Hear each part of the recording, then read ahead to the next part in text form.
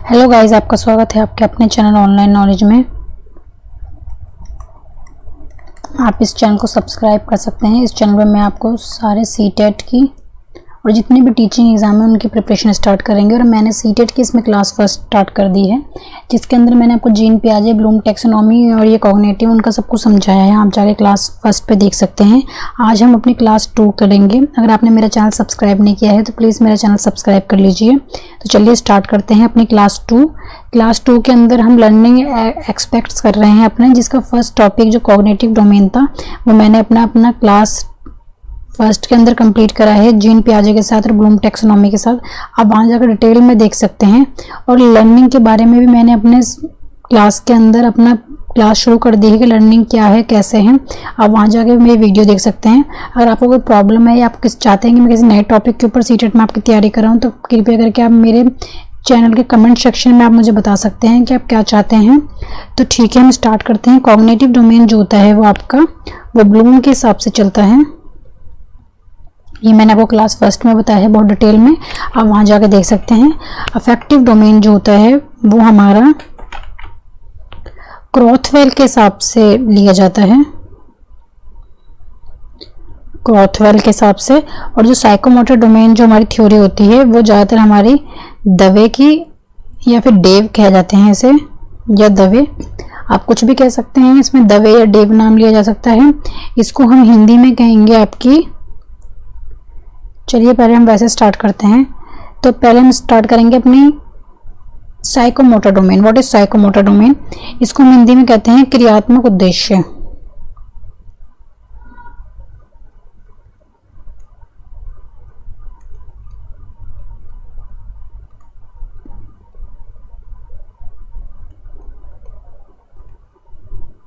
ये मैंने अभी आपको बताया है। ये हमारा जो दिया है वो हमारा दिया है दवे ने या डेव ने। तो स्टार्ट करते हैं। ये हमारा बढ़ता हुआ जाता है आपको कर्म। तो इमिटेशन, इमिटेशन को हम हिंदी में कहेंगे अनुकरण करना।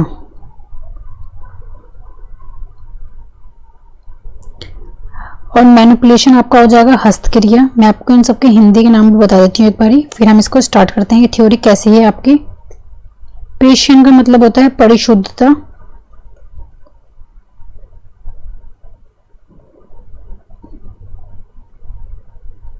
आर्टिकुलेशन का मतलब हो जाएगा आपका समन्वय बिठाना।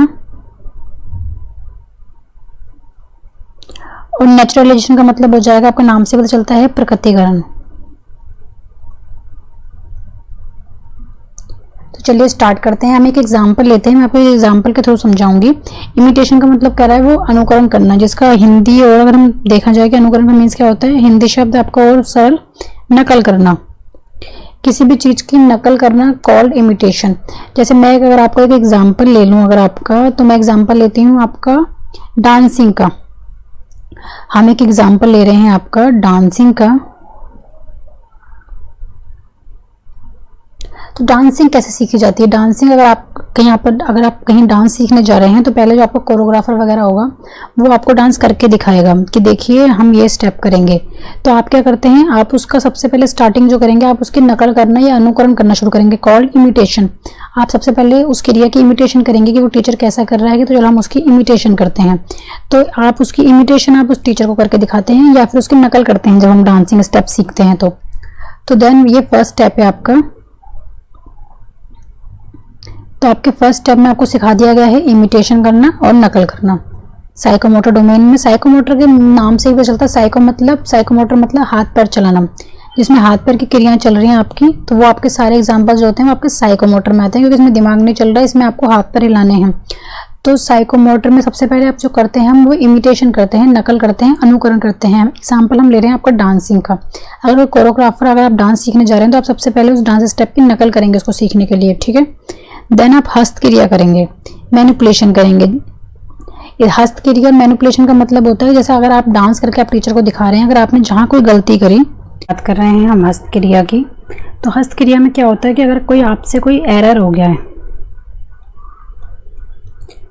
तो उसको ठीक किया जाता है। जैसे कि अगर आपका डांसर आपको डांस करके दिखा रहा है, आपका कोरियोग्राफर, और आपने कोई गलती करी है, तो वो आपके एरर को ठीक करेगा कि आपने ये स्टेप गलत करा है, आप ऐसे नहीं, आप ऐसे करो।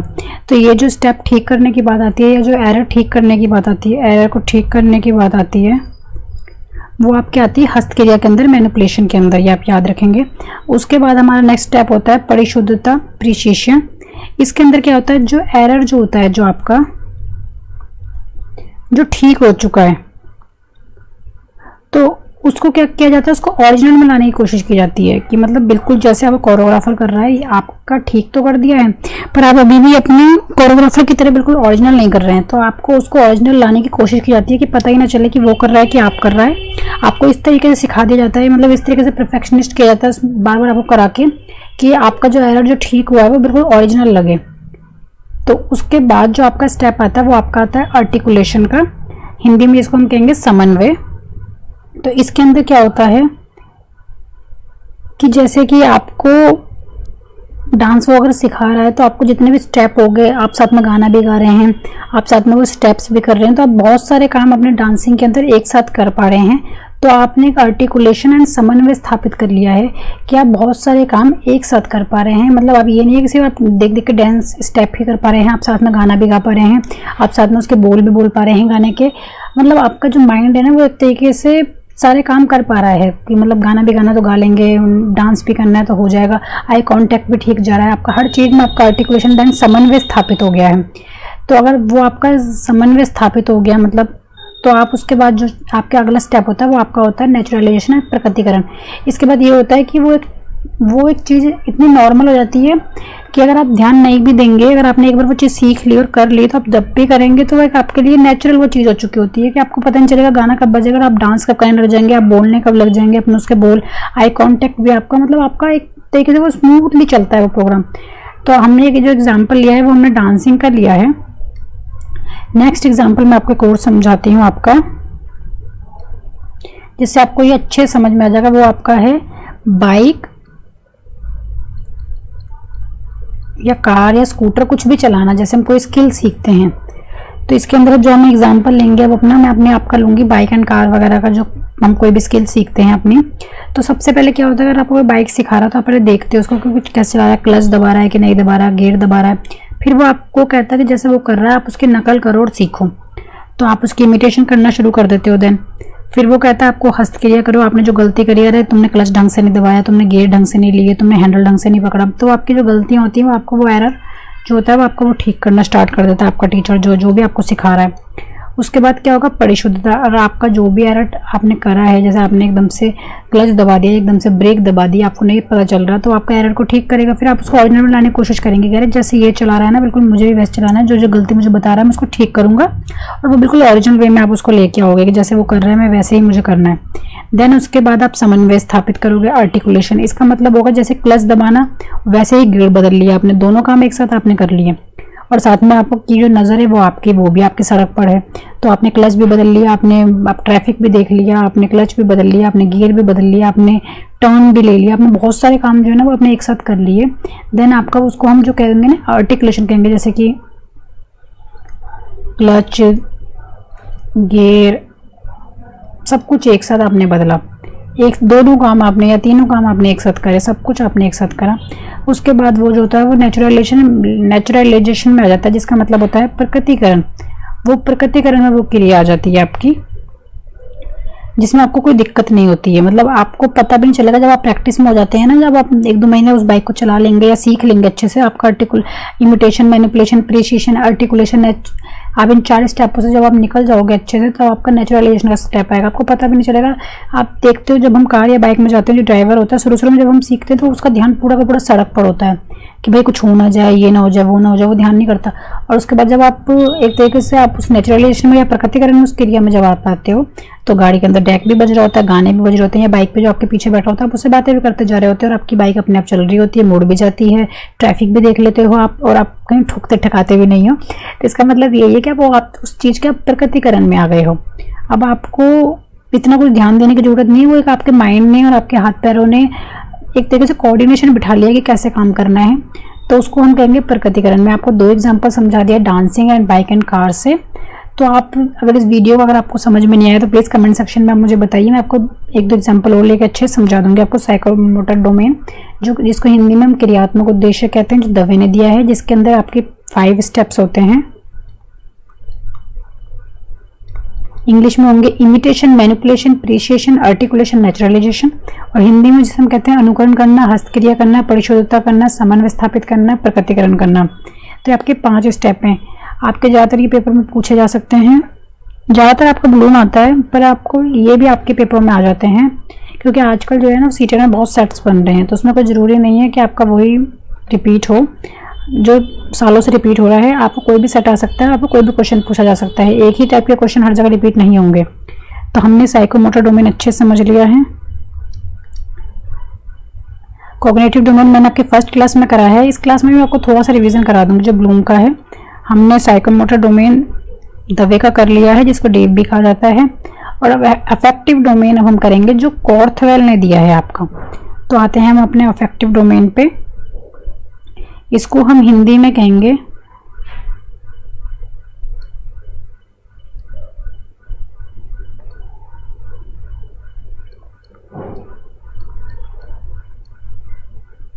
भावनात्मक उद्देश्य। डोमेन आपका जो होता है वो उद्देश्य होता है, ठीक है। देन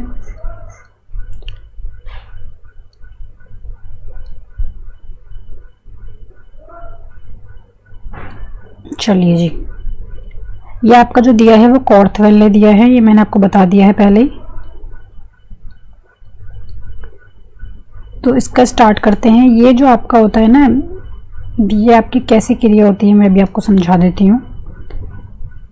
रिसीविंग, ये आपका जो होता है रिसीविंग जो हम करते हैं वो हम कहाँ से करते हैं, वो हम एटमॉस्फेयर से करते हैं, अपने आसपास की चीज़ों से लेते हैं।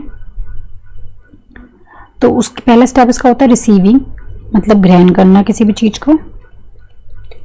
दूसरा हमारा होता है रिस्पोंडिंग, अनुक्रिया करना।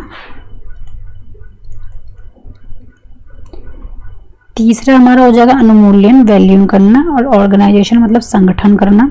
और कैरेक्टराइजेशन मतलब चरित्रकरण करना, चरित्र निर्माण करना। तो हम इसको समझते हैं पहले। हमारा तो हम कुछ भी जो रिसीव करते हैं ना, वो हम अपने माहौल से करते हैं, रिसीव एटमॉस्फेयर से करते हैं। जो हमारा माहौल जो होता है वो हमारा निष्क्रिय होता है सबसे पहले तो आपका। तो सबसे पहले जो हमारी ये दोनों स्टेप, फर्स्ट एंड जो सेकंड जो आपकी होती है ना, ये रिवर्सेबल होती हैं।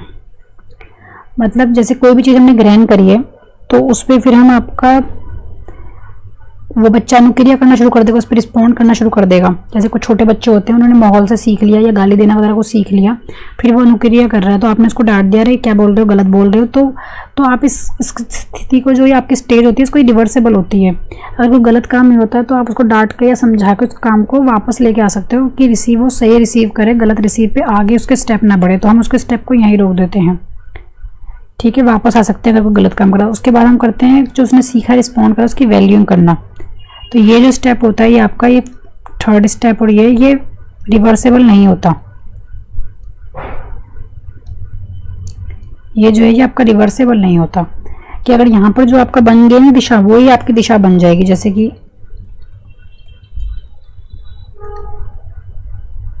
नेगेटिव बनी तो नेगेटिव, पॉजिटिव बनी तो पॉजिटिव। यहाँ पे अगर आपने कुछ गलत सीखा और आपने वापस उस क्रिया को लेके आ सकते हो और दोबारा उसको सही सिखा सकते हो।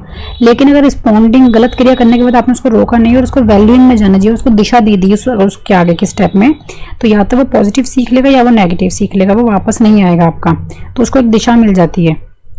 अगर उसने गलत सीख लिया तो फिर वो अपनी पूरी जिंदगी गलत ही उस पद पे चलेगा, अगर उसने सही सीखा तो उस पद पे सही ही चलेगा। ऑर्गेनाइजेशन, यहाँ पर जो होता है वो आपका लेबल लग जाता है, लेबल लग जाएगा, परमानेंट कोई काम हो जाएगा अगर, तो आपका ऑर्गेनाइजेशन में आ जाएगा। कोई काम परमानेंट अगर हो गया, संगठित हो गया, गलत तो गलत करेगा, सही तो सही करेगा। ऑर्गेनाइजेशन लेबल लग गया, जैसे कि अगर यहाँ पे उसको दिशा मिल गई, सही तो सही, गलत तो गलत। उसके बाद अगर जैसे चोर है तो वो चोरी ही करेगा, तो उस पर एक लेबल लग जाएगा कि भैया अब तो ये गलत ही करेगा, क्योंकि अब इसको आदत पड़ चुकी है, जैसे हम बोल देते हैं। तो वो ऑर्गेनाइजेशन हो जाता है, आपका संगठन हो जाता है, हिंदी में इसको संगठन कहेंगे हम। लेबल हो जाएगा, परमानेंट लग जाएगा। और उसके बाद आपका आता है चरित्र निर्माण, कैरेक्टराइजेशन। इसके अंदर क्या होता है, आपका जो चरित्र होता है ना वो आपका फिक्स हो जाता है, परमानेंट हो जाता है, जिसका भविष्यवाणी हो, निरंतर हो। जैसे हम जिसकी भविष्यवाणी कर सकते हैं, यार ये तो ऐसा ही है, ये नहीं सुधर सकता। तो उसकी भविष्यवाणी अगर हम कर दें तो उसका मतलब हमने चरित्र निर्माण कर दिया है। ये आपका अफेक्टिव डोमेन है, भावनात्मक उद्देश्य जो क्रॉथवेल ने दिया है। इसके अंदर क्या होता है, जैसे फर्स्ट जो होते हैं बच्चे जो होते हैं वो आपके रिसीव करते हैं या ग्रहण करते हैं एटमोसफियर से। इसकी सेकंड स्टेज है आपका रिस्पॉन्डिंग अनुक्रिया। उसकी ये दोनों जो आपस में है ना, ये रिवर्सेबल है। अगर आप गलत कर रहे हो तो आप उसको डांट के पीछे लेके आ सकते हो फिर पहली क्रिया पर दोबारा, कि वो सही सीखे। पर अगर आपने उसको नहीं रोका और उसको थर्ड स्टेप पे जाने दिया तो उसकी वैल्यू हो जाएगी, या तो वो गलत दिशा पकड़ लेगा या वो सही दिशा पकड़ लेगा। अगर उसने सही दिशा पकड़ ली तो भी ठीक है, गलत दिशा पकड़ ली मतलब उसकी दिशा हो गई है, फिर वो गलत ही करेगा। ऑर्गेनाइजेशन में चला जाएगा फोर्थ स्टेप में, वो लेबल लग जाएगा, उस पर परमानेंट हो जाएगा। चोर है तो फिर वो चोर है, ये तो साधु है, ये तो अच्छे ही काम करेगा, उसको जो मर्जी कह लो, इसको तो कुछ समझ नहीं आता। मतलब एक हम उसके बारे में एक तरीके से भविष्यवाणी कर सकते हैं। जैसे हम उसकी भविष्यवाणी करेंगे तो वो 5वां स्टेप हो जाता है आपका कैरेक्टराइजेशन का, चरित्र निर्माण का, उसकी भविष्यवाणी हो सकती है। तो ये आपको मैंने आज समझा दिया है।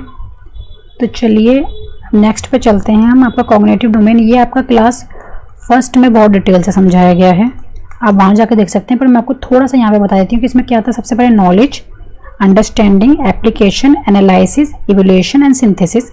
ये आपका जो था वो शायद 90-50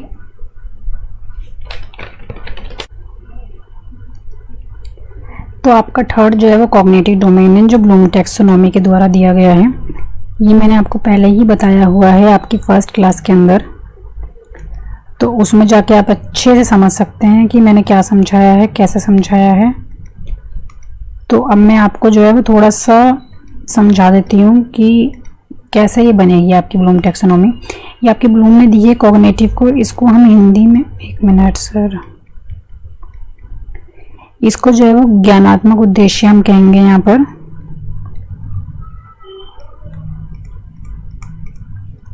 ये 1956 में जो थी आपकी, उसमें आपके ये 5th और 6th जो थे ये आपके रिवर्सेबल थे।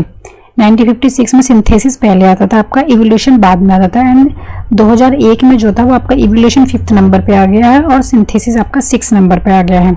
तो मैं आपको थोड़ा समझा देती हूँ। इसके अंदर सबसे पहला स्टेप आपका नॉलेज, सेकंड अंडरस्टैंडिंग, तीसरा application, fourth analysis, fifth evolution, six synthesis. English Hindi में कहेंगे नॉलेज मतलब ज्ञान लेना, सबसे पहले जो आपका रटना। इस फर्स्ट स्टेप के अंदर सिर्फ आपका रटना आता है कि मतलब जो भी आपको कहा गया आप बस रट लो, ज्ञान लेना है, रट के लेना है। सेकंड में होता है आपका अंडरस्टैंडिंग, बोध करना। इसके अंदर बच्चा जो होता है मल्टीप्लाई करना सीख जाता है, माइनस करना सीख जाता है एंड प्लस करना सीख जाता है आपका। थर्ड होता है आपका एप्लीकेशन करना, मतलब इसके अंदर जो बच्चा होता है ना, जो भी उसने सीखा होता है उसको प्रैक्टिकल करना शुरू कर देगा। जैसे कि अगर आपने उसको जमा घटा सिखाई है तो वो चलता फिरता आपकी नंबरिंग करना शुरू कर देगा। कुछ भी अगर पढ़ा हुआ है उसके बाद आपने उसको कुछ खाने को दिया तो वो गिनना शुरू कर देगा, 1 2 3 4। आपने दिया ये 2 पेंसिल से, ये लो 2, तो वो टेबल करना शुरू कर देगा। माइनस करना अगर आपने उसको सिखाया है कि तो वो आपको उसको पैसे आप उसको दोगे तो वो माइनस करना शुरू कर देगा। मतलब उस चीज़ को वो आपको प्रैक्टिकल में लाना शुरू कर देगा, मतलब या फिर डेफिनेशन देना शुरू कर देगा। ये दोनों काम वो करना शुरू कर देता है एप्लीकेशन स्टेज के अंदर। थर्ड स्टेज के अंदर आपका एनालिसिस। एनालिसिस के अंदर क्या होता है, एनालिसिस के अंदर जो बच्चा होता है वो रट चुका है, चीज़ें जो है वो अंडरस्टैंड कर चुका है, उसको एप्लीकेशन प्रैक्टिकल में ला चुका है। एनालिसिस के अंदर होता है छोटे छोटे टुकड़ों को वो बड़े भाग में बना सकता है और या बड़े भाग को वो छोटे छोटे खंडों में बांट सकता है। बड़ा पैराग्राफ को पढ़ के अगर आप उसको कहो कि मेन लाइनें निकालो तो वो निकाल सकता है। बच्चे की बुद्धि इतनी डेवलप हो चुकी है कि वो एनालाइज कर पा रहा है किसी चीज़ को, तो वो आपका फोर्थ स्टेज के अंदर आ जाता है। वो आपकी एनालाइज करने की आपकी क्रिया। इवोल्यूशन, इवोल्यूशन क्या होता है, मूल्यांकन करना किसी चीज़ का। बच्चा यहाँ पर जो है मूल्यांकन करना शुरू कर देगा, नंबर मिलने शुरू हो जाएंगे आपके उसके फिफ्थ स्टेज के अंदर। एंड सिंथेसिस मतलब क्या हो जाएगा आपका संश्लेषण करना। एग्जाम्पल में हम ले सकते हैं थीसिस लिखना, किसी भी नए ज्ञान को अपने शब्दों में लिखना। जैसे कि वो अगर आप मैथ पढ़ा रहे हो तब ज्योमेट्री की पीडीएफ कहते हैं, एमएस ये प्रेजेंटेशन के थ्रू अगर वो पढ़ा रहा है आपको तो वो सिंथेसिस में आ गया आपका। तो ये आप देख सकते हैं। तो हम एक बार देखते हैं अपनी पहली क्लास से। आज हमने सीखे लर्निंग एक्सेप्ट्स का, जो हमने फर्स्ट क्लास में करा था कॉग्निटिव डोमेन ब्लूम जीन पियाजे के हिसाब से। तो वो आपके फर्स्ट क्लास में बहुत डिटेल में बताया गया है। अगर आप सीटेट इस बार क्लियर करना चाहते हैं बहुत ही अच्छे नंबरों से तो आप इस चैनल को सब्सक्राइब, शेयर एंड लाइक कर लीजिए। क्योंकि इस चैनल पे मैंने सीरीज शुरू कर दी आपकी सीटेट की। बहुत दिन, थोड़े ही दिनों में अपना कोर्स पूरा करके मैं आपको अभी आप मुझे कमेंट सेक्शन में बताइए कि मैं आपको क्वेश्चंस वगैरह लेके समझाऊं या फिर पहले मैं आपकी थ्योरी का पैटर्न खत्म कर दूं कि थ्योरी थोड़ा सा आपको टॉपिक समझ में आए, उसके बाद मैं क्वेश्चंस लूं, या फिर क्वेश्चन समझाते समझाते आपको थ्योरी के टॉपिक समझाऊं, मैं आपको प्रीवियस ईयर के क्वेश्चंस लूं। प्लीज कमेंट सेक्शन में मुझे बताइए। एंड अफेक्टिव डोमेन आपका क्रॉथवेल ने समझाया है, साइकोमोटर आपका दवे ने मैंने आपको समझा दिया है, देख सकते हैं आप। ये देखिए आपका slide, imitation, manipulation, precision, articulation, naturalisation, ये आपका दवे ने क्रियात्मक उद्देश्य कहेंगे इसका। डांसिंग, ये मैंने आपका ये बाइक कार वाला आपका क्लच गियर सब आपको समझाया है इसके अंदर। अफेक्टिव डोमेन आपका हो गया, ये आपका भावनात्मक उद्देश्य हो गया। इसके अंदर भी आपके 5 स्टेप्स होते हैं, आपके साइकोमोटर में भी 5 स्टेप्स होते हैं, और आपके कॉग्निटिव डोमेन में आपके 6 स्टेप्स होते हैं। ये आपका कॉग्निटिव डोमेन हो गया, इसके अंदर आपके 6 स्टेप्स हैं। फर्स्ट क्लास में जाकर आप इसका बहुत डिटेल में समझ सकते हैं, क्योंकि ये आपका जो है वो बेस है psychology, child development and pedagogy का। अगर आप ये नहीं समझेंगे तो आपकी पेडागोजी हिल जाएगी बहुत अच्छे से। And if you like my video, please subscribe my channel. Thank you for watching my video.